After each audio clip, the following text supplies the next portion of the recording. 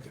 We're finishing chapter 5 of volume 2 of the World of Nichiren Daishonin's writings today, so we're going to get through this, okay, one way or the other. It will be finished today.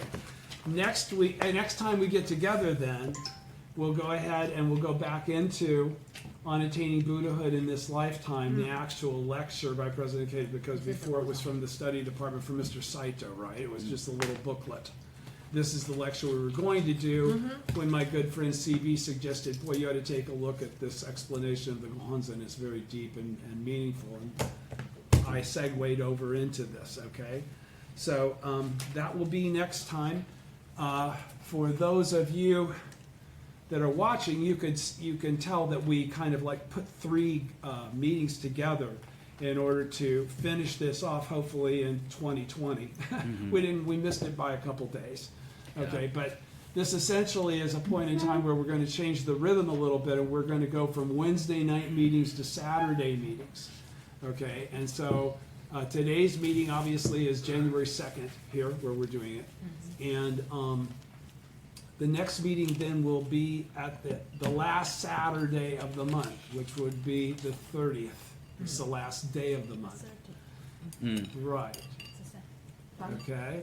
So the way this will work then from now on is in order to make sure we have at least 2 contiguous weeks so that the thought process and what we're actually discussing is fresh enough that you don't have to try to recollect it so significantly. We'll do the first Saturday of every month and the last Saturday of every month. So that'll work out to actually 2 Saturdays in a row. Okay? And then we'll supplement as we go along. If we find that that's not enough, we'll add back in or whatever. Okay? And once again, I will be posting more of just reading the Gosho on this website, Nichiren Buddhism and Soka Philosophy Study Meeting. Anybody, there's only about 20 people that are subscribed to this, but do understand this will have much more content in it over the course of 2021, because I'm going to focus on making sure all the Goshos that I want to have read are read. And then before I get into today's finish of Volume 2, I had promised Mr. Lee, I don't have to look at his question, I know what it is. Mr. Lee had asked a question about what do you think about like doing people that chant. I assume he was asking me about chanting in relationship to things like tarot cards or palm readers or fortune tellers, anything like that. And I can only add this to Mr. Lee's question. First of all, that's a question that's best answered by a very long experience I could give you, but I won't because we don't have time today. So Mr. Lee, I've asked you on several occasions, please write to me at oldsoup, OLDSOUPP @gmail.com, and I can start a direct dialogue with you. I can only tell you that one of the life-changing circumstances of my life, because I was very successfully making a lot of money as a businessman, and I got involved with somebody that needed an investor, okay? And I chanted, okay? But this wasn't like something that I was really seeking the answer from the gohonzon about. This was something that was just transpiring in my daily life, right? So my girlfriend at the time got all taken by this tarot card person. It's a lady. And so I went to go see the tarot card person just to check out who this was that she had developed this sudden affinity for. And in that process, even though, again, I had always been very strict. So Mr. Lee's question is, what about that? The strictness of my upbringing is, no, you don't screw around with anything else. And the reason you don't screw around with anything else is that nothing else is at the level of where you're already at by approaching it with Nam-myoho Renge-kyo to the gohonzon. So when you go look at some divine kind of future outcome, first of all, it's bullshit because of the, it's the mutual possession of the 10 worlds all karma is mutable. There's no such thing as immutable karma. So no matter what somebody can see about your future, it's not necessarily valid based on your own behavior. Okay? And if they said you had a great future and you did anything you wanted, that would be reflected and it would be invalidated based on that not coming to pass. So the bottom line is that I lost almost $1 million US in the process of listening to that person because I thought that this was the gohonzon, reacting to my prayer. So I went ahead and invested in that company. I lost a lot of money. So my suggestion is that you stay away from. I have a friend, my brother bought from BSG, says that a lot of people do astrology where he's at. All those kinds of things are looking at circumstances for the future. I mean, the future's not fixed, period. That's the basis of this Buddhism. So the minute you start looking for answers like that, you're looking for something that goes in opposition to this Buddhism, because you're looking for a fixed reality that's going to occur, and nothing is fixed.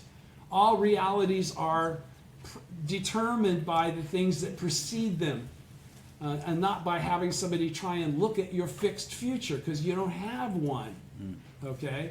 So, Mr. Lee, that's my answer. You want to get into more detail, I'll tell you all about the bloody details of my experience. I'd be happy to share that with you if you want to, but I'm not going to do it out loud right now. Okay, what am I looking at here? Okay, so on this, I've got a couple of volumes of the dictionary here. Let me go from the one. Hi, babe. Okay, I didn't think you were going to come down.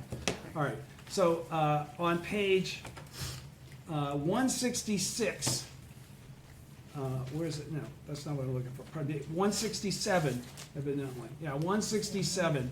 The essential teaching, the term the essential teaching.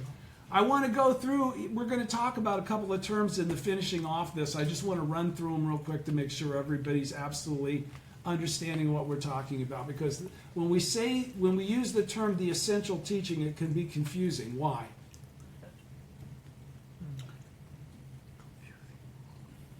Yeah. When I say essential teaching, how do you know what I'm talking about? What am I talking about when I say the essential teaching? Chapter 16. Huh? Chapter 16. After chapter 16. No. No. No. Nichiren teaching. Yeah, Nichiren's teaching, but again, what is Nichiren's teaching? Nam-myoho Nam-myoho Renge-kyo. So the essential teaching actually is Nam-myoho Renge-kyo. Okay? And then prior to the advent of the Daishonin, whereby Nam-myoho Renge-kyo came from the depths of the 16th chapter of the Lotus Sutra. Okay? From that point on then, he qualified, because up until then, who had been the qualifier of the Lotus Sutra as it related to content? Primarily, it was all based on what Tentai had done, right? And Tentai had divided the 28 chapters and said, hey, the first 14 are theoretical, and here's the deep meaning of the last 14 and all that sort of thing, right? So, actually, once Nam-myoho Renge-kyo had come out, because it's the latter day of the law, the original teacher had made their advent, then the essential teaching became Nam-myoho Renge-kyo, the theoretical teaching of the Lotus Sutra. Okay, so the Daishonin, in qualifying all of this, why is what I'm saying my new teaching, why is it what it is, which I say is the highest teaching? He comes right out and says Nam-myoho Renge-kyo is the gem hidden in the depths of the Lotus Sutra, right? And he says it's the Buddha's highest teaching. He says that it's the basis of all Buddhas attaining Buddhahood, all right? Which means it must be the essential teaching, all right? So he put together this thing in the course of his teaching called a five-fold comparison, okay? And that five-fold comparison breaks down religion, essentially. Okay, so I'm going to get into the essential teaching, read the definition. I'm going to get into a couple of things definition-wise, and then we'll go into the book, okay? So it's essential teaching. Also, original teaching, okay? So that would mean it's got to be what? Nam Myoho Renge Kyo. Again, the original state. Okay? Yes. All right, so the teaching expounded on page 167, the teaching expounded by Shakyamuni from the perspective of his true identity, as the Buddha who attained enlightenment countless kalpas ago. It consists of the latter 14 chapters of the Lotus Sutra, from the emerging from the earth 15 through the universal worthy 28th chapter. In the words and phrases of the Lotus Sutra, Tentai classifies the content of the sutra into two parts. So he's actually the one that establishes what I'm saying right now. Not Shakyamuni in the Lotus Sutra through the content of the surface words. Do you understand? This is when Shakyamuni realized, this is when Tentai realized, since I have in fact attained Buddhahood, that the I is all living beings. Okay, all the kinds of things that segued into the Daishonin's own teaching. That's why, again, you can't go from Shakyamuni to Nichiren without Tentai very importantly being there to establish the predication that allowed for Nam Myoho Renge Kyo to be valid as a teaching. Okay? And that's what we're talking about now. This is the validation of Nam Myoho Renge Kyo as the core teaching of all things. The teaching expounded by Shakyamuni from the perspective of his true identity as the Buddha who attained enlightenment countless kalpas ago. From that perspective, Shakyamuni interpreted his actions. Do you understand? And qualified this theoretical versus actual or essential. It consists of the latter 14 chapters of the Lotus Sutra, from the emerging from the earth 15 through the universal worthy 28th chapter. In the words and phrases of the Lotus Sutra, where all this was qualified by Tentai, Tentai classifies the content of the sutra into two parts. The first 14 chapters, or theoretical teaching, also known as trace teachings, and the latter 14 chapters, or essential teaching, in parentheses, original teaching. He further explains that Shakyamuni expounded these two teachings from respectively different identities. Okay? Because he's always talking about that Shakyamuni Buddha. Do you understand? Tentai qualifies, we're talking about two different Shakyamunis. Yes. Okay? All right? And that's why Nichiren was able to qualify aha. Okay? I is all beings from the Dharma realm. Now, how would you come to this understanding prior to Nichiren and Nam Myoho Renge Kyo? There's no. No, you could, very, very difficultly, from the Makashikan. Okay? If you were one in a million kind of a sage, and you could read this stuff and like divine, oh, okay, that's clear, that's qualified, that's the truth. But nobody can do that. Because we're all common mortals filled with delusion, right? So we're not Tentai, for Christ's sake, is the point. Okay, and you couldn't do it if it took a Tentai level of perception to do kosen-rufu. Because this is widespread propagation. You could never go through those 10 stages and 10 stages and 10 stages that are all laid out in words and phrases and all of that in advance of the Makashikan, the great concentration insight. Do you understand? So he further explains that Shakyamuni expounded these two teachings from two respectively different identities, the Shakyamuni Buddha who attained enlightenment in India, expounded in the theoretical teaching, while the Shakyamuni who cast off his transcendent identity as the Buddha enlightened in that lifetime in India and revealed his true identity as the Buddha who attained enlightenment in the remote past, expounded the essential teaching. But that remote past is numberless major world system dust particle kalpas. It's not Kuan Ganjo. So we're on the same page still, everybody's with me? Tentai identified the Buddha of the essential teaching as the true Buddha. That's what he was constantly seeking to perceive through the Makashikan. Okay? And the Buddha of the theoretical teaching as the true Buddha's provisional manifestation, or a provisional Buddha. He respectively compared the relationship between them, and since he called all his emanation Buddhas before he preached, those were all theoretical Buddhas, right? Okay. He respectively compared the relationship between them and their teachings to that of the moon in the sky and its reflection on the surface of the pond. Potential in the lives of all people. The essential teaching describes it as a reality manifest in the eternal life of the true Buddha. The core of the essential teaching is the lifespan chapter, which reveals Shakyamuni's enlightenment in the distant past. Moreover, it reveals the three mystic principles: the true effect, the original enlightenment that Shakyamuni Buddha attained in the remote past; the true cause, the practice he carried out to attain that enlightenment; and the true land, where the Buddha lives and teaches. Together they clarify the reality of the Buddha's enlightenment. Now that all pertained to Shakyamuni. All right? Now we go. In his writings, Nichiren does a little kind of requalification of that. He says, sometimes in his writings, Nichiren sometimes uses the term essential teaching to indicate the essential teaching of the latter day of the law, that is, the teaching of Nam-myoho Renge-kyo. The object of devotion for observing the mind reads, the essential teaching of Shakyamuni's lifetime, and that revealed by Nichiren at the beginning of the latter day, are both pure and perfect in that they both lead directly to Buddhahood. Shakyamuni's, however, is the Buddhism of the harvest, as this is the Buddhism of sowing. The core of his teaching, Shakyamuni's, is one chapter and two halves, and the core of mine is the 5 characters of the Daimoku alone. Nichiren thus identified Nam-myoho Renge-kyo as the teaching he revealed at the beginning of the latter day, as the essential teaching for that age, for now.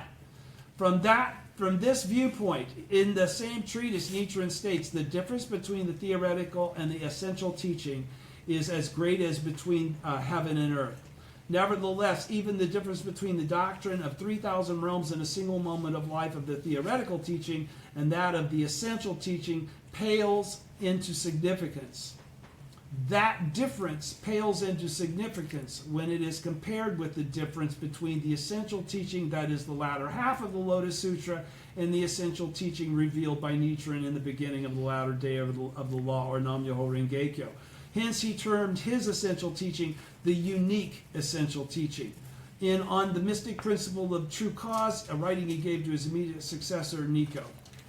Okay, so that's that. Then I'm going to flip over here to where I just screwed this up by pulling this out, which means I'm going to skip it. And then I'm going to go to, pardon me, this 5-fold comparison that I was talking about before. Okay, this is also an answer to Mr. Lee's question.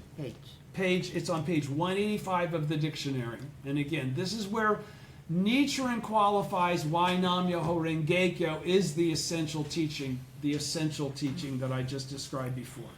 5-fold comparison. 5 successive levels of comparison set forth by Nichiren in the opening of the eyes to demonstrate the superiority of his teaching of Nam-myoho Renge-kyo over all other teachings.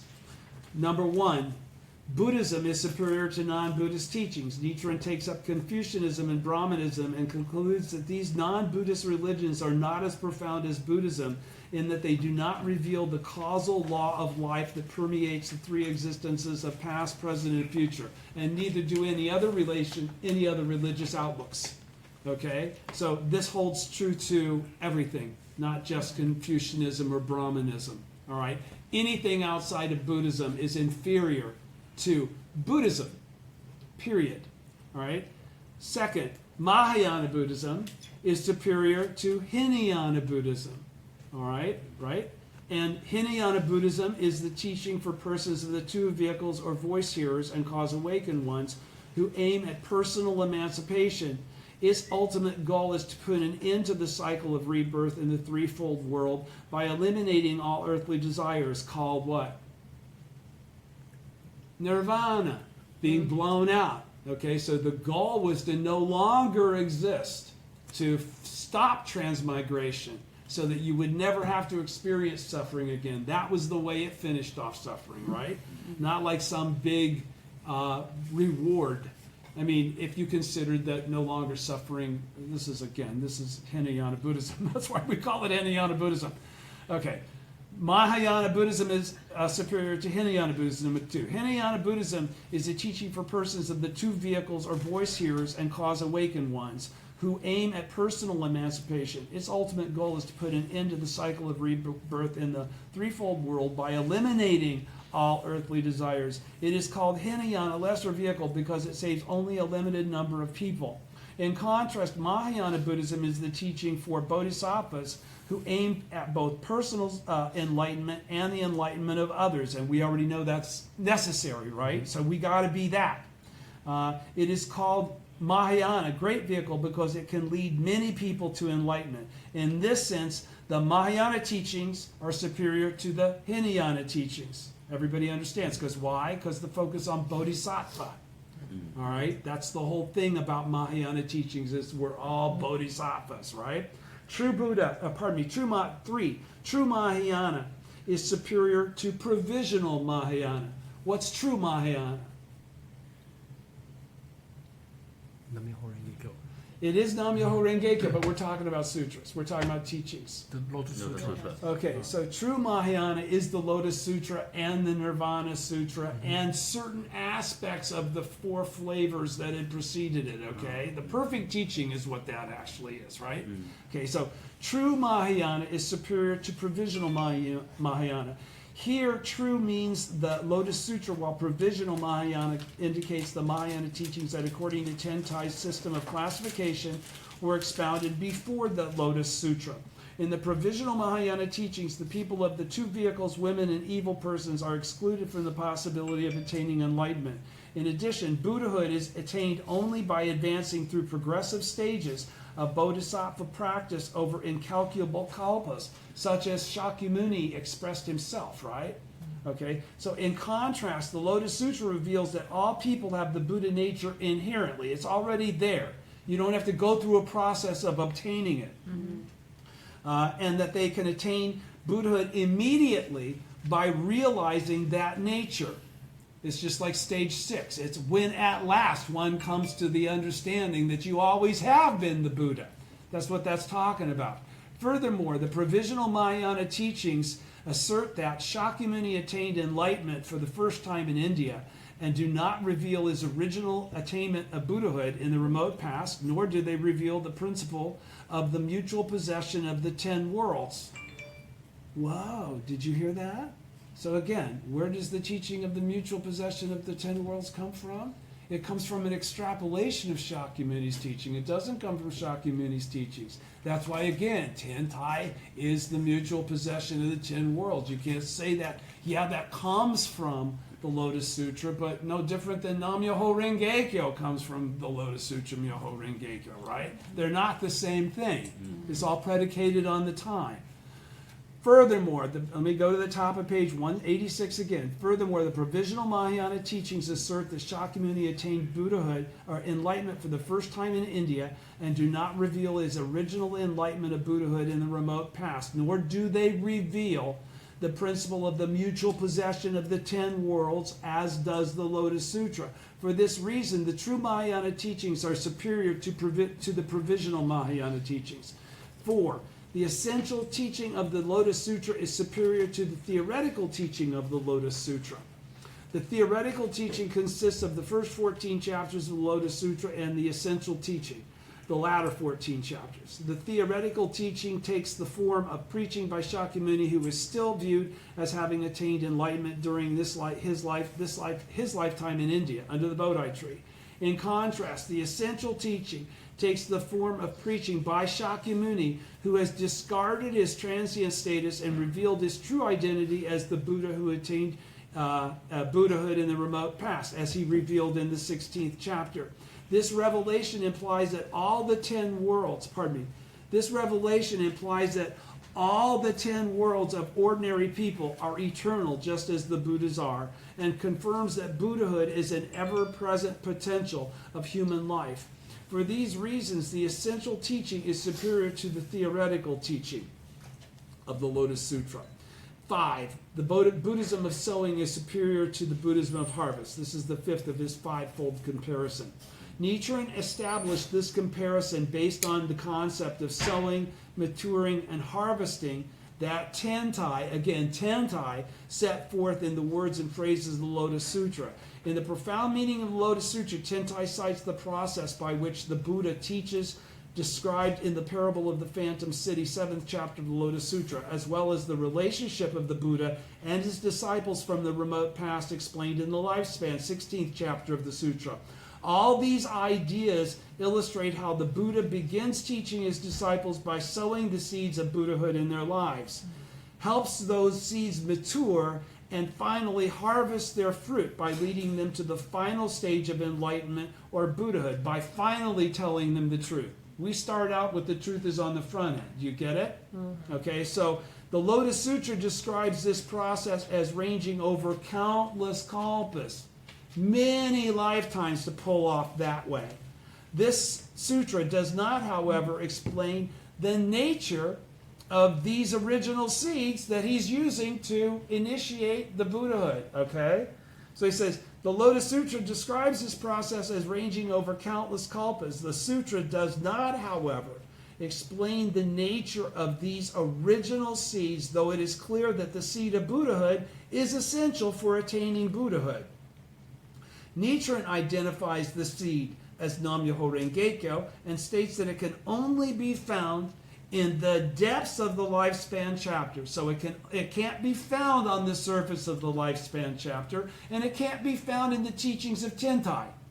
It can only be found based on Nichiren's teaching. That's what's being pulled out of the depths.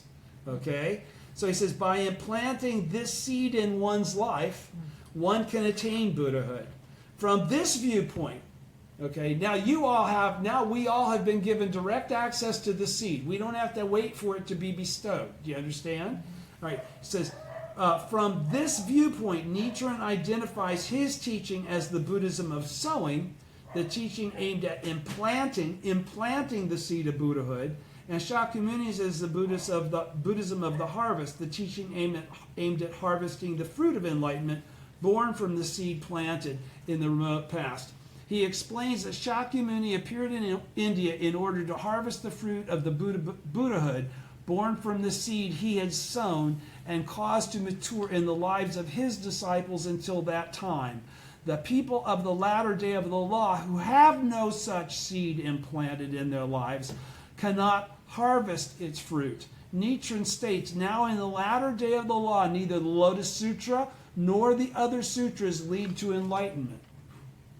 Okay, that's a pretty direct statement. Nichiren states, now in the latter day of the law, neither the Lotus Sutra nor the other sutras lead to enlightenment. Only Nam-myoho Renge-kyo can do so. So that's why the fifth comparison is necessary. Don't put Nam-myoho Renge-kyo and the Lotus Sutra on the same level. They are not. Do understand that. Okay? One is a teacher of someone who was taught. The other one is the original teacher. Okay? That's how I make the distinction anyhow. And I will read you at the end the actual definition of the gohonzon if we actually have time for me to get to that. All right. So now going into page 179 of volume 2, chapter 5, finishing this off. The reason for the Daishonin's use of script in the gohonzon. Does anybody have any idea of why that would be? What does he mean by using script? Why does he even bring up script? What's the big deal about using script on the gohonzon? What is the gohonzon? How about awaken? The gohonzon is the object of devotion, right? Right. Okay, so he's talking about the reason for the Daishonin's use of script on the object of devotion instead of trying to make it look like any other object of devotion. Even in Christianity, half my life, most people prayed to a cross that was on the altar, or they prayed to Jesus even on the cross on the altar. In some churches, I wasn't in one of those. But even Christians use icons, okay, to help focus their prayer. All right? So, what's the gohonzon then? He's saying the reason for the Daishonin's use of script in the gohonzon. He inscribed his life. He inscribed his life, yes. Like a medal. That's the point. He actually, again, this is a description of life. Yes. okay, that cannot be depicted by an image. An image would depict something outside of you, Yeah. right? This isn't what outside of you. So it's describing the event that qualifies all things being equal, the ceremony in the air.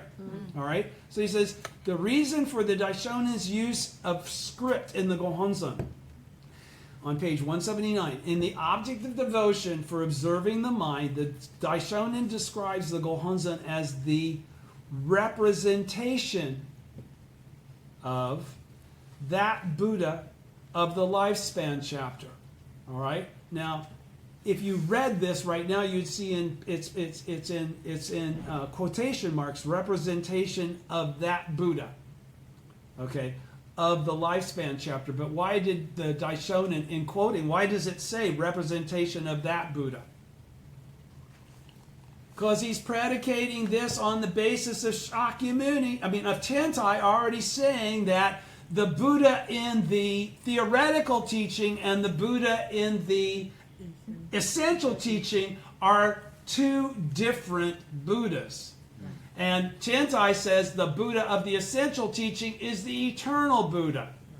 Okay? So when the Daishonin says representation, the object of devotion for observing the mind, the Daishonin describes the gohonzon as the representation of that Buddha of the lifespan chapter he's talking about, as a representation of that Buddha, the original teacher. He's not qualifying I'm the original teacher. He's making it available for all of us to manifest that wisdom, to recognize that ourselves. Okay? So, it's a representation of that Buddha of the lifespan chapter. So when we look at the gohonzon as the original, the life of Nam-myoho Renge-kyo, the life of the original teacher, that's what he just described it as himself. All right, on page 367 from WND. You with me? The Daishonin did not create a statue or painted image, but a mandala composed of script, Chinese and Sanskrit characters. Why do you suppose he manifested the gohonzon as a mandala made of script? Saito asks President Ikeda. Bottom of page 179. In the opening of the eyes of wooden and painted images, the Daishonin points out that the 32 features, which are distinguishing qualities of a Buddha, okay, include the pure and far-reaching voice. Among the 32, this is the only invisible attribute. Consequently, a wooden or painted likeness cannot express the totality of the Buddha. The mind has an infinitely broad richness that transcends time and space. Okay? The mind is the realm of the ceremony in the air. The Buddha's mind certainly cannot be fully expressed in a physical image, something finite, like a statue or painting, which are limited in time and space. They are not infinite. They are created. And you're worshiping, what you're trying to bring out is that aspect which is uncreated. That's what Nam-myoho Renge-kyo is. Don't forget, Nichiren didn't create Nam-myoho Renge-kyo. He's the first one to become aware of this innate reality of life. Do you understand? Okay, so continuing on page 180. This is making me so happy. Page 180, Morinaka.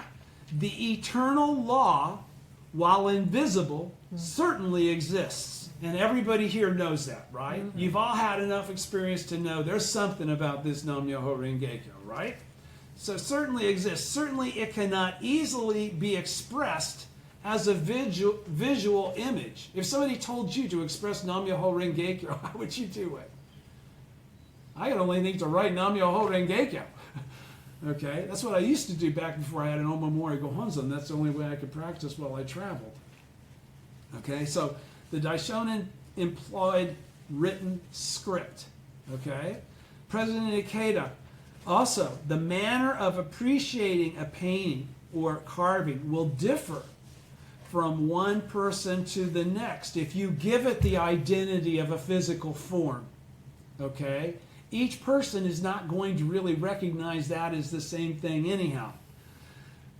Also, the manner of appreciating a painting or carving will differ from one person to the next. It is a human tendency to get caught up in the form or expression before our eyes, and this poses an obstacle to our understanding the truth that the form represents, because it's not that form that it's really representing. It's something inside us that is representing, right?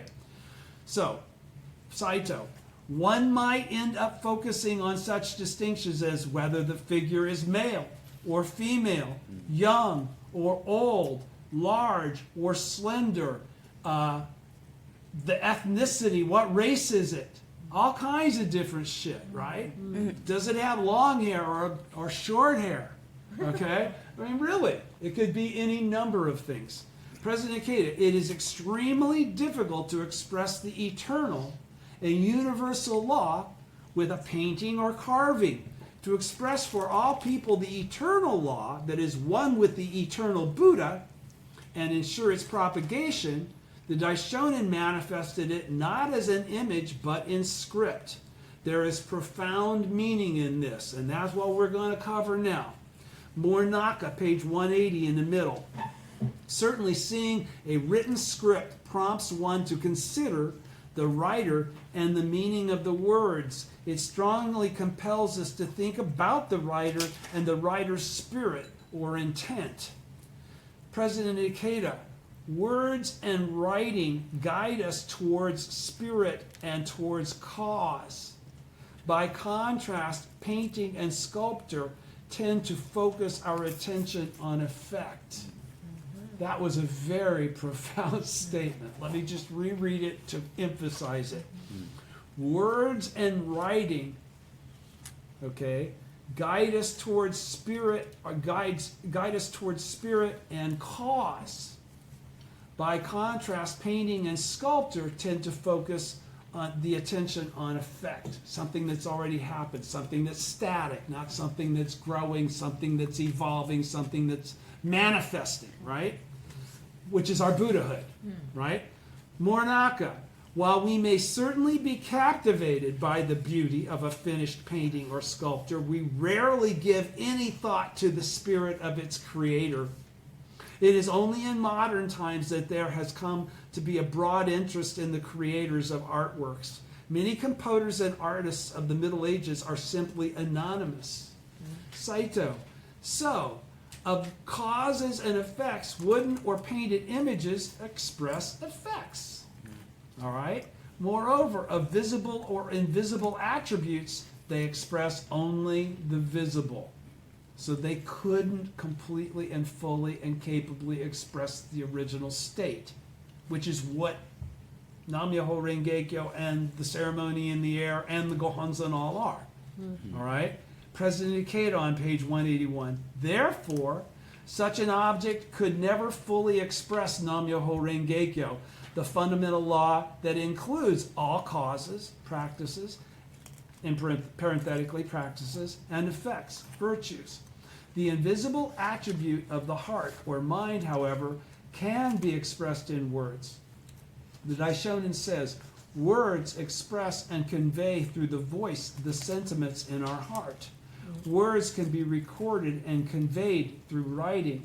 The sutras record and convey in writing form the mind of the Buddha.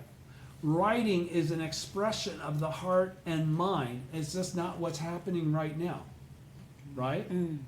President Ikeda has qualified, these three gentlemen have gotten together to have this conversation to bring along our understanding. It's not coming from looking at their pictures, okay, or anything about them. It's from the words and what's being expressed. Writing is an expression of the heart and mind. Thus, the written word is endowed with the function of the Buddha to eternally lead people to enlightenment. It's exactly what teachings do. That's what the sutras do. They're not, okay, they're conveyed as teachings. The Daishonin states the Buddha saves people through the written word. And sutras ultimately are written words. Tentai's comments that words are the source of life of all Buddhas, Tentai comments that words are the source of life of all Buddhas over the three existences. The Daishonin also proclaims the Buddha's pure and far-reaching voice, which once vanished in the age after the Buddha's passing, has reappeared in the visible form of written words to benefit the people. Do you understand? Mm-hmm. It's the teaching. It's the teachers that appear. But don't forget, is this like Shakyamuni the one hand off? No, with Shakyamuni to Ananda and all the dudes listen. It's again, there have always been conveyors of this truth, not just the person that was the actual author. Do you understand? This is always a process. There are always disciples and mentors, always over and over and over and over and over again. This didn't get to the point of words, okay, because this was spoken before there were words. Do you understand? It didn't come to the point of being words until in the absence of a mentor-disciple relationship that allowed it to manifest as such. And we're part of that continuing process because we're giving the clarity that's necessary for this time. All right? We're now in a different time than the 1950s or 1900 or 17 or 15 or 1300s, right? Okay, so the Buddha's pure and far-reaching voice, which once vanished in the age after the Buddha's passing, has reappeared in the visible form of written words to benefit the people. Saito, after the Buddha's passing, it is written words that carry out the function of the Buddha and lead people to enlightenment. That's what the Gosho is. Okay? After the Buddha's passing, President Keita, bottom of page 181. However, in the opening of the eyes and painted images, the Daishonin explains that even things put in writing differ in terms of their loftiness or depth. There are differences between sutras that expound teachings in accordance with others' minds, which take into account people's capacity in order to guide them, as I said, that shoju, and sutras expounded in accordance with the Buddha's own mind, which directly revealed the Buddha's true intent. Nam-myoho Renge-kyo, that's called shakabuku.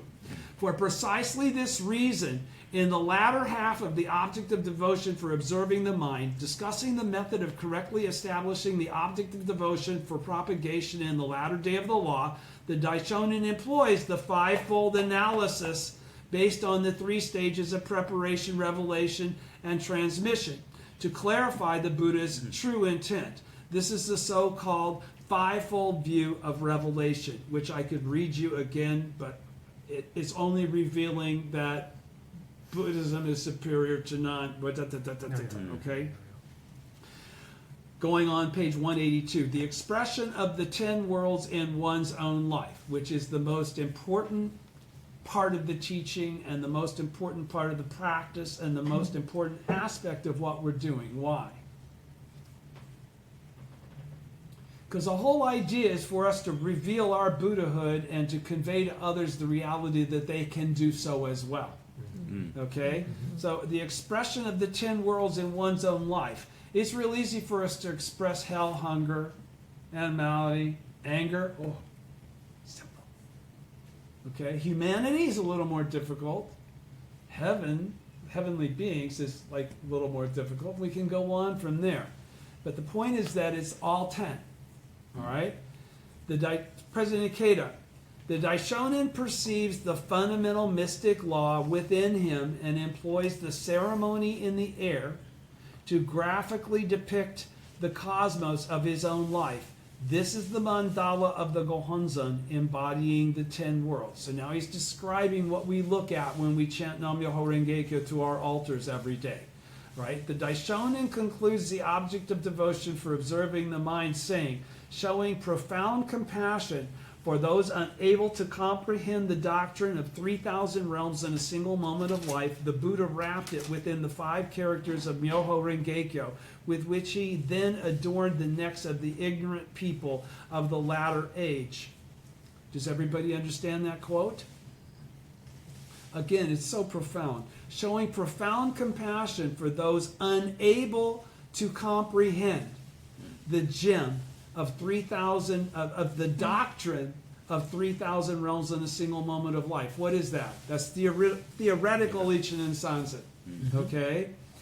The Buddha wrapped it within the 5 characters of Myoho Rengekyo, wrapped it within the gohonzon, with which he then adorned the necks of the ignorant people of the latter age. All they have to do is chant Nam Myoho Rengekyo.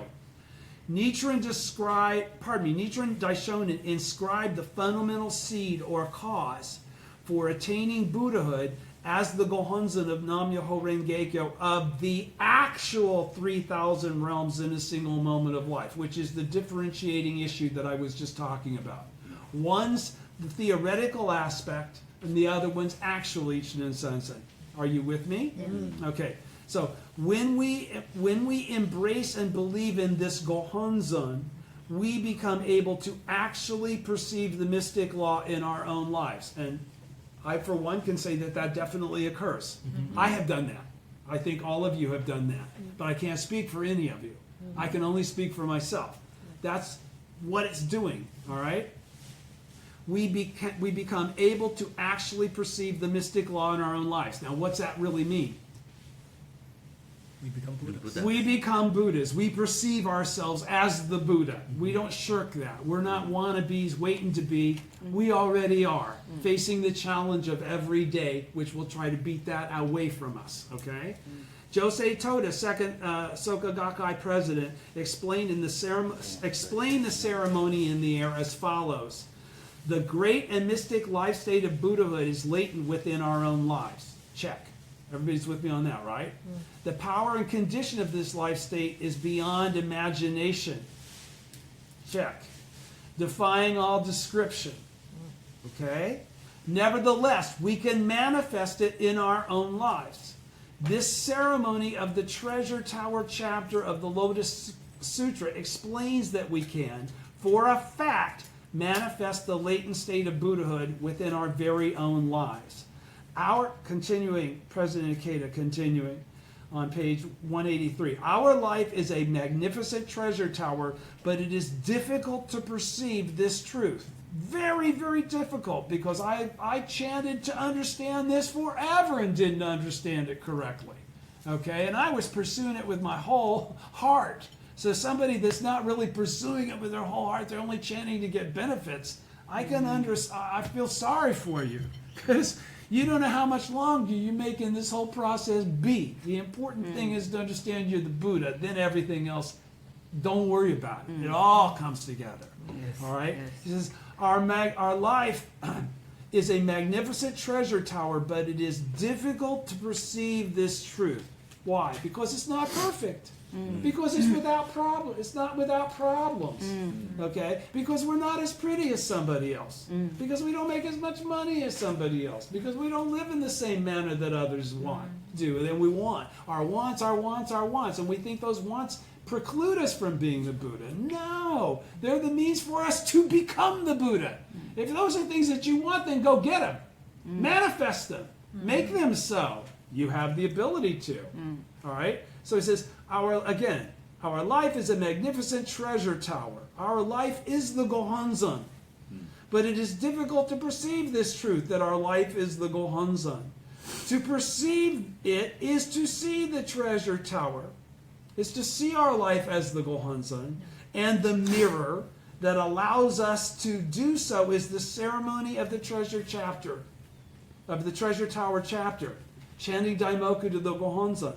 However, in the latter age after the Buddha's passing, the correct teaching falls into disuse, and people no longer understand the symbolic meaning of the ceremony in the air. For this reason, making use of the ceremony in the Treasure Tower chapter, the Daishonin established the gohonzon, displaying the fundamental law of Nam Myoho Rengekyo as the clear mirror for perceiving the true nature of our lives. Not that Buddha, this Buddha.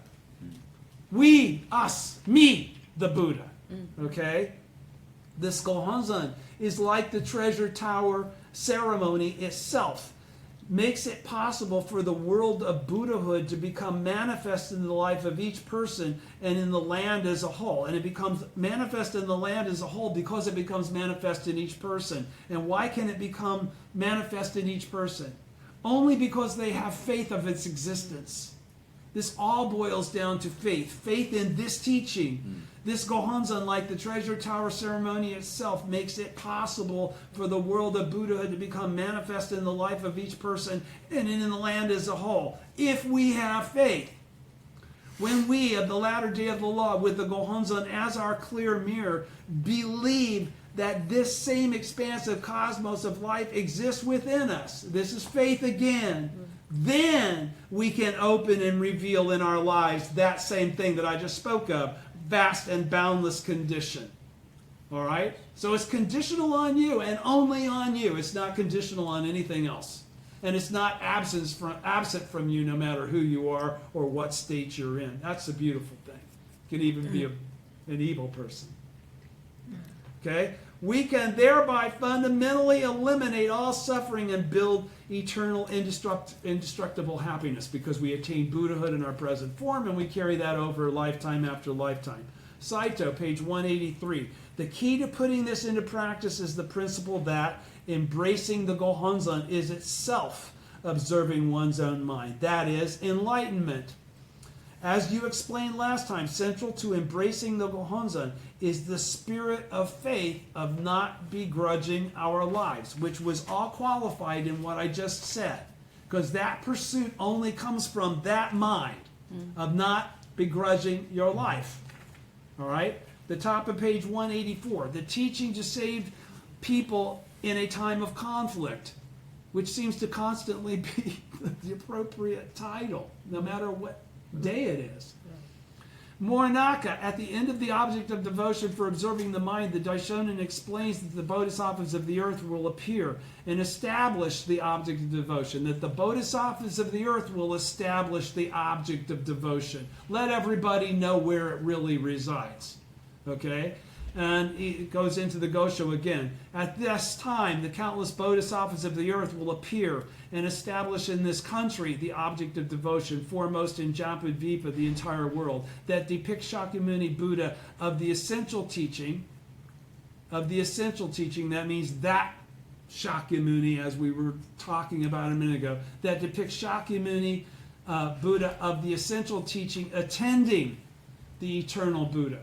So he just qualified there. At that time, the countless bodhisattvas of the earth will appear and establish in this country the object of devotion foremost in Jampadvipa, the entire world, that depicts Shakyamuni Buddha of the essential teaching, attending the eternal Buddha.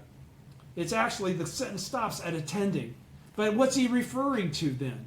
So that's again exactly what you see in the gohonzon as it's expressed. Namu Myoho Renge Kyo Nichiren in big down the middle, and Shakyamuni and many treasures there at the top, along with superior practices, boundless practices, firmly established practices, and foremost whoever I'm missing there. All right? Okay, so this object of devotion has never appeared in India or China. He qualifies that it's never existed prior to me making my advent and representing it in Japan. President Toto on page 184 in the middle. Of course, Nichiren Daishonin is the forerunner of the bodhisattvas of the earth of whom he speaks, and it was he who established the gohonzon. What does he say when he said he's the forerunner of the bodhisattvas of the earth? He's the first, and he's then subsequently the leader. Yeah. All right? So Shakyamuni's not... No. Right. That's my point. Of course, Nichiren Daishonin is the forerunner of the bodhisattvas of the earth of whom he speaks, and it was he who established the gohonzon. On that premise, his statement at this time is very important, citing a commentary of the great teacher Dengyo. At this time, by the way, was the beginning of the last quote from the Gosho, right? Okay. On that premise, his statement at this time is very important. Citing a commentary of the great teacher Dengyo, the Daishonin describes it as the time of conflict, referring to the age in which he lived. The Daishonin interprets time of conflict to indicate the two disasters of internal strife and invasion from the Western Sea that are occurring at present. And everybody understands what the significance of those two events are, and why that's the at this time. The this time is the establishment of the gohonzon. Okay, and what has preceded that? Nichiren predicting that his teaching is valid and that you come wait and see, the internal strife is going to occur and the invasion from another country is going to occur. Okay, so these last two are the things from the Risho and Kokuran on establishing the correct teaching for the peace of the land. All right, the things that validate that he said way in advance of them happening. That as far as he's concerned, validated himself as a sage. All right, validated his teaching as specific and significant. All right, so at this time when the gohonzon is established by the original teacher. All right, Saito. These are two disasters he predicted on establishing the correct teaching for the peace of the land in 1260. The disaster of eternal strife came about with the disturbance of February 1272, the year before the Daishonin composed the object of devotion for observing the mind.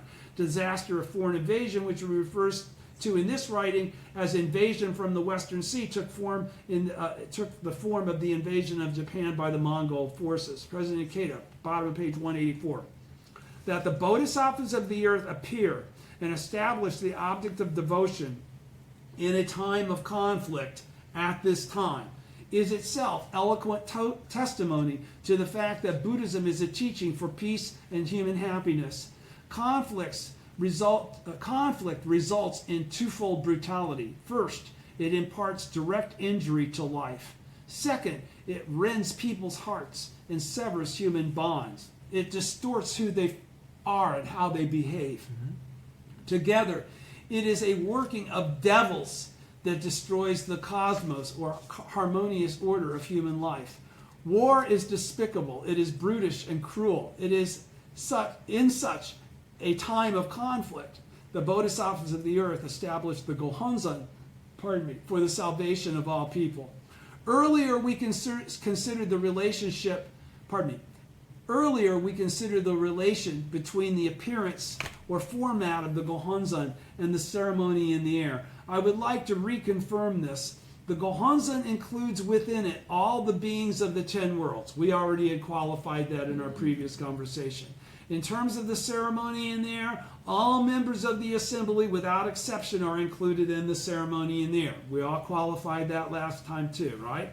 The provisional teachings expounded before the Lotus Sutra abandoned the beings of the 6 paths and the 2 vehicles, voice hearers and cause awakened ones, and finally even the bodhisattvas. They instill an abhorrence of the 9 worlds. The Lotus Sutra takes the exact opposite approach. Moranaka. You know what he's talking about, right?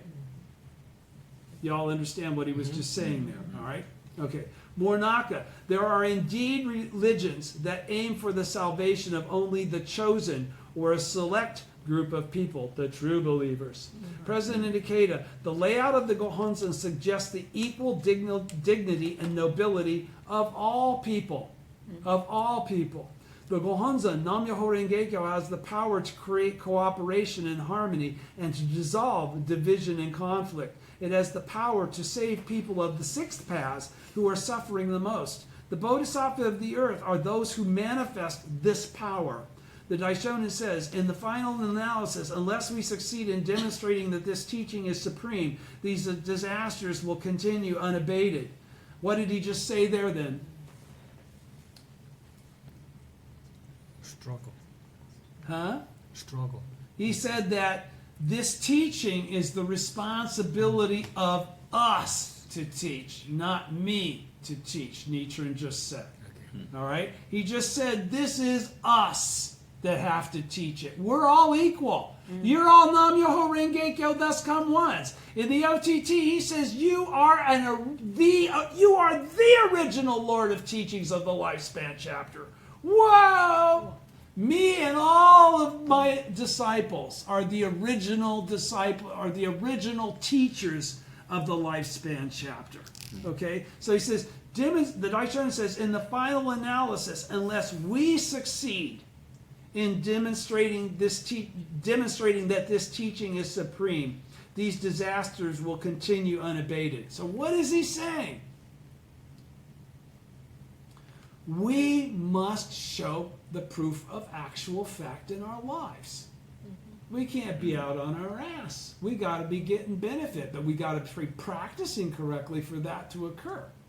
If we're not practicing correctly, the environment is trying to show us that we're not practicing correctly by what we're meeting in terms of opposition of our sincere spirit to practice correctly.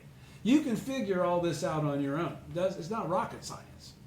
Okay? It's based on what you're experiencing. Okay? Accordingly, in the struggle between devilish nature and the Buddha nature, which is what each one of us have that struggle, right? We all have both of those aspects, Yes. okay? Yes. He says, then for us, it is the mission of the bodhisattvas of the earth. It is the mission of the bodhisattvas of the earth to be victorious, no matter what, period. So the Daishonin goes back and says, in the final analysis, unless we succeed in demonstrating that the teaching is supreme, the President Ikeda says that's why it's your ass, it's your job. Okay? You have failed if you didn't do that then. Let me be strict and honest with you. Okay? And mince no words or sugarcoat this. It is no matter what, you must be victorious. If the bodhisattvas of the earth do not triumph over evil, the world will remain forever locked in a cycle of unremitting evil. When we win over evil, the Dharma nature manifests, and a harmonious world of oneness of good and evil is realized. We establish that kosen-rufu through our own actions. It's not some destiny of humankind that we all just get to traipse into because we know the ending of the movie. Do you understand? We create it. All right? Saito, the inclusion of the Devadatta in the gohonzon can be seen as an exhortation to us to triumph over the devilish nature in life. I've got this circled because it's so cool. Okay? Has that ever confused anyone? The inclusion of Devadatta in the gohonzon? You understand why it's there? Okay. Yeah? Okay. The inclusion of Devadatta in the gohonzon can be seen as an exhortation to us to triumph over the devilish nature in life. President Ikeda. That's right. Devadatta is said to have fallen into hell while still alive on account of his mistrust, jealousy, arrogance, and hatred towards others. In any other religion, someone who had bitterly opposed and even tried to kill the founder and central figure would be condemned to eternal damnation. Nevertheless, the Lotus Sutra's brilliant light of compassion shines on even the suffering Devadatta who had fallen into hell. Saito. In the introduction, first chapter of the Lotus Sutra, a ray of light issues from the tuft of white hair between Shakyamuni's eyebrows and illuminates the worlds in the 10 directions like a searchlight. This light reaches even the hell of incessant suffering. President Ikeda, bottom of 186, and this is only going to go to 189 and we'll be done. 190. In the record for the orally transmitted teachings, the light from the tuft of white hair is Nam Myoho Renge Kyo. Because this light illuminates all realms in the 10 worlds, it signifies that the beings of the 10 worlds can all attain Buddhahood simultaneously. Everybody's with me? Yes. Okay. Yeah. He further states, therefore I am led to conclude that this passage about the ray of light reaching down as far as the Avicii hell means that the Buddha shines his light in order to lead Devadatta to attain Buddhahood. Okay? Morinaka. The Daishonin says that, because, right, he's got to purify. Right? He had to purify everything so the Buddha, his emanation Buddhists could come and we could all hang out. Right? Morinaka, page 187. The Daishonin says that the ray of light reaching all the way to the hell of incessant suffering and making it possible for the beings there to attain Buddhahood in their present form indicates the power of Daimoku to transfer benefit to the deceased. So when we pray for our parents who did not practice, it's already there. They're covered. They're covered by virtue of the relationship that they have with us. This leads to the question of whether Shakyamuni forgave the evil of Devadatta. Because, again, when we talk about the merit of others or the merit of deceased, what is the fashion that their karma can be changed? How can a change of karma occur with somebody that's deceased? They can't do anything to change that karma. Okay? But if your prayer is to make that relationship with them an unchanging reality. They will in fact chant Nam Myoho Renge Kyo and discover that all for themselves. He says, Shakyamuni, pardon me, let me say it again. Where am I? Right here, right? Okay. The Daishonin says that the ray of light reaching all the way to the hell of incessant suffering and making it possible for the beings there to attain Buddhahood in their present form indicates the power of Daimoku to transfer benefit to the deceased. What kind of power of Daimoku?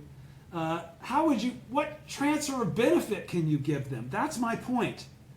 What is the transfer of benefit that they're referring to? That your parents will be born richer in their next lives, with better looking children in their next lives? That they'll live in better homes, or what? No. Access to Buddhahood. Access to Buddhahood. They will attain Buddhahood in their present form in their next lives. Okay? They will, because what's attaining Buddhahood in your present form? It's nothing more than getting on the path of hearing the name and the words of the truth. Once you've gotten to that name of the words of the truth, hearing the name and the words of the truth, you're going to attain Buddhahood based on the merit of your own life, your own eternal Buddha nature.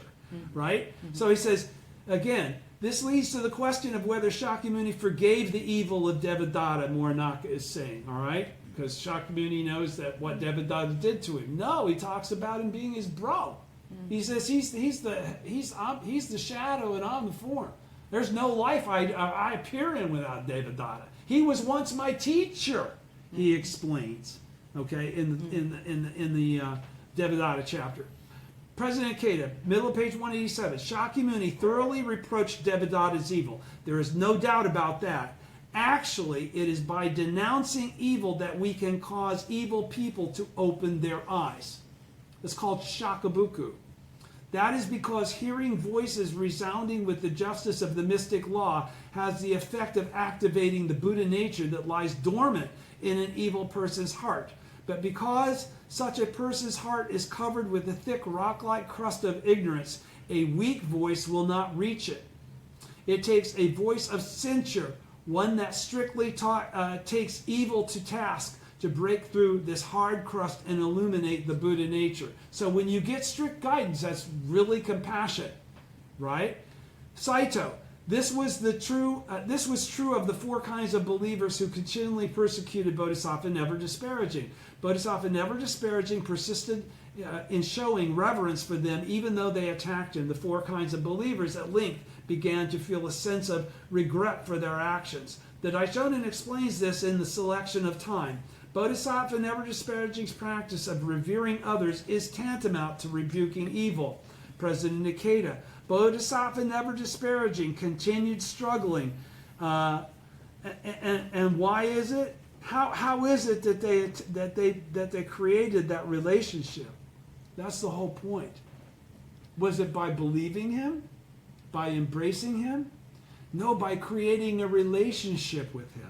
By virtue of them creating a relationship with him, they could never get away from him. They had to constantly hear him preaching the lie in lifetime after lifetime after lifetime. That's how they manifested themselves. It wasn't a magic wand issue. Okay? So he says, this was true of the four kinds of believers who continually persecuted Bodhisattva, never disparaging. What are the four kinds of believers? Men, women, lay, priests, and none. Right? Because Bodhisattva, never disparaging, persisted in showing reverence to them, even though they attacked him. The four kinds of believers at length began to feel a sense of regret for their actions. The Daishonin explains this in the selection of time. Bodhisattva, never disparaging's practice of revering others is tantamount to rebuking evil. President Ikeda at the bottom 187. Bodhisattva, never disparaging, continued struggling, and ultimately he prevailed. If justice remains silent, evil will flourish all the more. To persist in reproaching evil until evil people themselves awaken to a sense of regret is to act with compassion. Moranaka, in Japan, many fail to understand this. With a mistaken notion of tolerance, They tend to think that once they've pointed out something wrong, that's enough. Because Shakyamuni so thoroughly and uncompromisingly rebuked him for his evil, even Devadatta roused a sense of regret. Remember, he says, Namu! It's the last word out of his mouth. He didn't get out of his mouth, Namu Buddha. He goes, even Devadatta aroused a sense of regret, but according to the selection of time, because of his bad karma, Devadatta could only cry out, Namu, devotion, before falling into the hell of incessant suffering. It was thus towards that hell that Shakyamuni directed the light of the mystic law. President Ikeda, depicted in the gohonzon is not simply Devadatta the person. And this is the cool part, because this is the part that applies universally. Depicted in the gohonzon is not simply Devadatta the person who committed acts of the greatest treachery against Shakyamuni. He's not a Shakyamuni figure, okay, in the gohonzon, okay? Let me explain this. Depicted in the gohonzon is not simply the historical Devadatta from the Lotus Sutra, is what I'm trying to get across. The person who committed acts of the greatest treachery against Shakyamuni and who was tormented by the most extreme suffering. Rather, in the gohonzon, we see a Devadatta who, illuminated by the light of the mystic law, has become a votary of the law in the world of hell, and has taken on the unique mission of harmonizing that most miserable realm. The Buddhahood of this one evil person, Devadatta, opens the way for the attainment of Buddhahood for countless evil people. So when an evil person, when a Buddha appears in the realm of evil persons, they may initially appear to be one of those evil persons. Okay? But they're there because they're the only means for those evil persons to be able to have a bridge. Do you understand? To the realm of Buddhahood. Because again, this isn't about them going from hell and working their way up to hunger. And then once they've conquered the world of hungry spirits, going up and trying to conquer the world of animals. Right? Mm-hmm. This is about the simultaneity of cause and effect. This is them going from hell to Buddhahood instantaneously in a single moment of life. Mm-hmm. Do you all understand? Mm-hmm. All right. All right, so more knock. In Japan, many fail to understand this. With the mistaken notion of tolerance, they tend to think that once they pointed out something wrong, that's enough. Because Shakyamuni, pardon me, I'm down here. Pardon me. Earlier, let me just read here from President Ikeda to keep continuity. Depicted in the gohonzon is not simply Devadatta, the person who committed acts of the greatest treachery against Shakyamuni and who was tormented by the most extreme suffering. The Devadatta that appeared in all the sutras. Okay? Rather, in the gohonzon, we see a Devadatta illuminated by the light of the mystic law, has become a votary of the law in the world of hell and has taken on the unique mission of harmonizing that most miserable realm. The Buddhahood of this one evil person, Devadatta, opens the way for the attainment of Buddhahood for countless evil people. Earlier, we touched on the three meanings of the character Myo. The object of devotion in Nichiren Buddhism contains the fundamental harmonizing power that countless religions have made their ideal, but it doesn't exist there. For precisely this reason, the Daishonin inscribed the gohonzon during a time of conflict, a period of the profoundest darkness. Saito, in Japan, which became the starting point.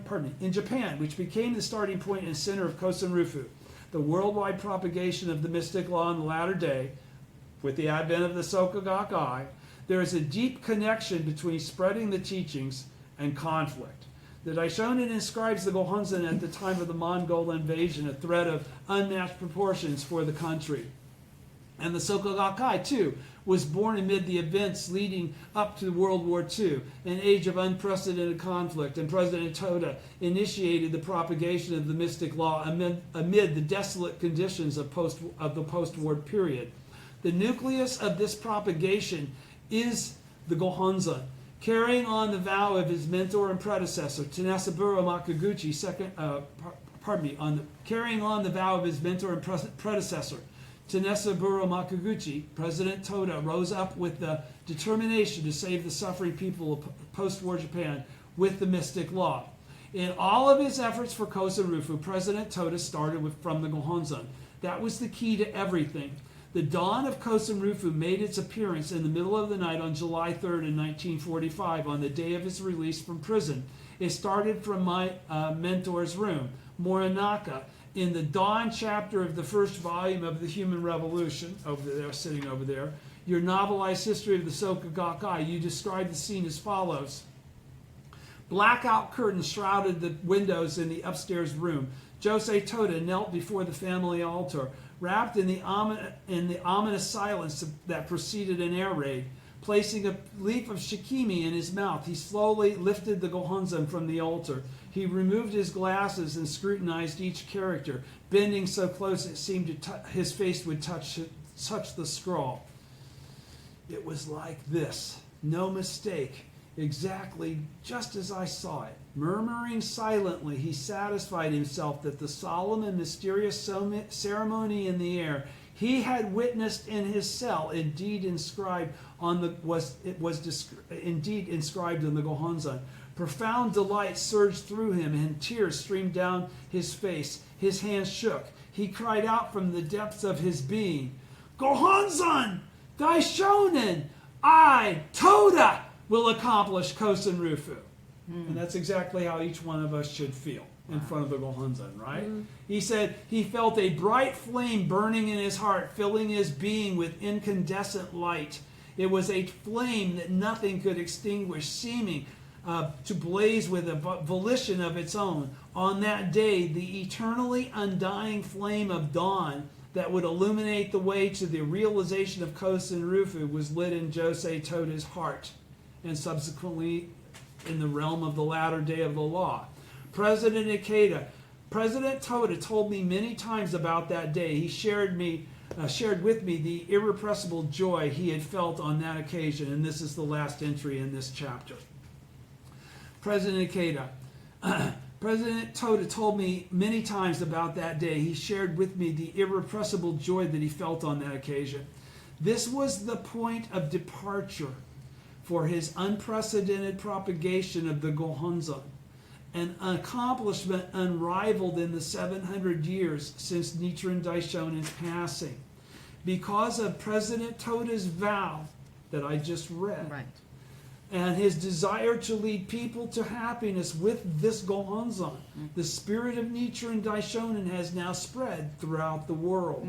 As the Daishonin states in his conclusion to the object of devotion for observing the mind, the gohonzon is the embodiment of the Buddha's compassion. However, if we pray to the gohonzon without taking any concrete action for kosen-rufu, the immense compassion of the original Buddha will not infuse our lives. We will not be empowered as we would be if we were functioning as the Buddha in our present form. It is when we are of the same mind as Nichiren and we become Nichiren's disciple, because you only become Nichiren's disciple when you are of the same mind as Nichiren. It's not something you can just say about yourself. All right?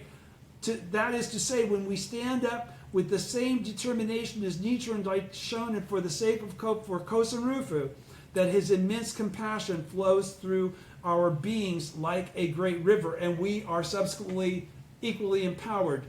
The benefit of the gohonzon is infinite and inexhaustible, and you can share in that boundless benefit, and which is infinite and inexhaustible when you attain that state. It is so boundless and immeasurable that the immense benefit you have already received thus far in your practice cannot possibly begin to compare.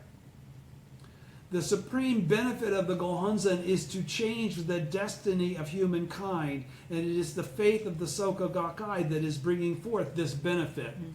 The time has now come. The time has come for our network of bodhisattvas of the earth, all of us, Yes.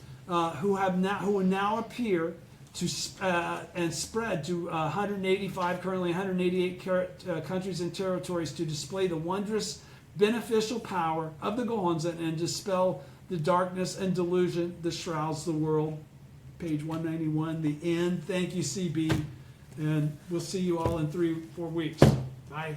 Bye. Thank you. Thank you.